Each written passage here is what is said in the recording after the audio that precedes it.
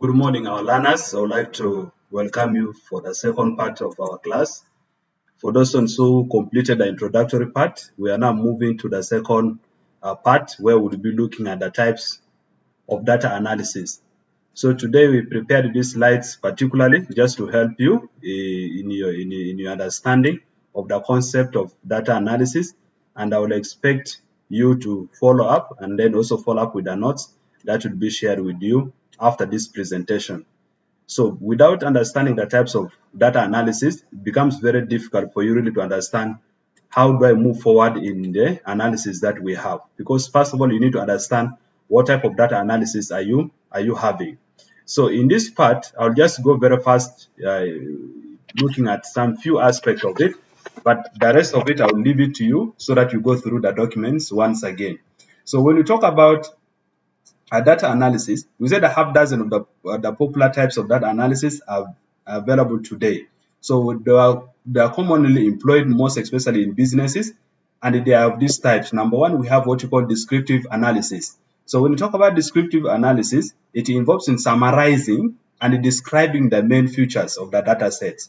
So you just want to describe, for example, you're looking at the age brackets, you're looking at the gender you're looking at. So it's just a descriptive aspect of the data that you have. What features does it have? So if you don't understand the features of the data that you're collecting, it will just look like figures. But if you have the descriptive of it, you'll understand that I'm looking at the descriptive analysis. I'm going to be describing what patterns do I have with this given data. So it focuses on organizing and presenting the data in a meaningful way. Okay, data is presented in a very meaningful way, often using measures such as the mean, where you look at the median, the mode. Okay, what is the average number? What is the standard deviation? How much does that data deviate from the mean or central level? And it provides an overview of the data and helps in identifying the patterns of trends. Another analysis of data is called inferential analysis, where it focuses on making inferences, okay, or predictions about the larger populations. It's more of a predictive analysis. It involves applying statistical techniques such as hypothesis testing. Okay, for example, if we're saying smoking, okay, there's a significant relationship, okay, between smoking and lung cancer.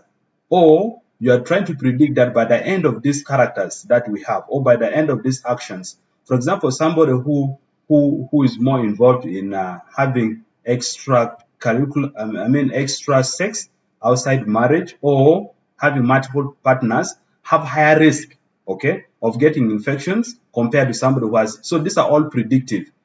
And then we will also be possible to predict that this type of sickness probably may result into this level if it is not managed early enough. So you'll be looking at predictive, okay, at the population level. Sometimes during crisis, we're able to tell that, okay, probably this may happen. So when I talk about descriptive, we'll be looking at it, particularly when we're talking about the inferentials, we'll be looking at mainly about regressions versus classifications.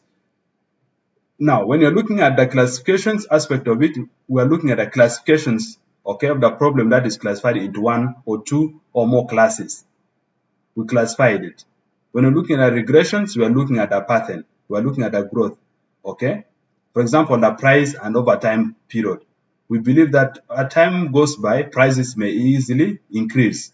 That's just a predictive. So another aspect of analysis is what we call exploratory, okay, data analysis, or EDA, from exploratory. So we're focusing on exploring and understanding of the data without preconceived hypothesis. It involves visualizations, summary statistics, and data profiling techniques to uncover patterns and relationships and interesting features. It helps to generate hypotheses for further analysis. So when we're exploring, you're trying to look at a different aspect. We are visualizing the data. We're looking at the summary statistics, and we're trying to look at uncovered patterns. Okay, so all this is what we'll be looking at as we'll be discussing about data analysis.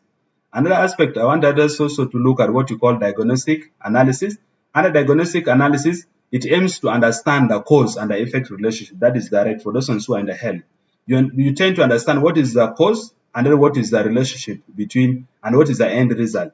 So it investigates the factors or variables that contribute to specific outcomes and behaviors. That's where we talk about the regression analysis, okay? Where we will be looking at the ANOVA variance. Those ones will move to the biostatistics later. And then we also be looking at the correlation analysis are commonly used in the diagnostic, okay, analysis. And then we talked about predictive analysis. You already understand from the word predictive. It helps you, it involves in using historical data. For example, you're forecasting that every season at this period of time, data, we expect more malaria cases. That's a very predictive. Or we are able to tell that by Christmas, people become more sexually active compared to some of the months because everybody is moving in. So that's all about predictive. And then you'll also go through the notes.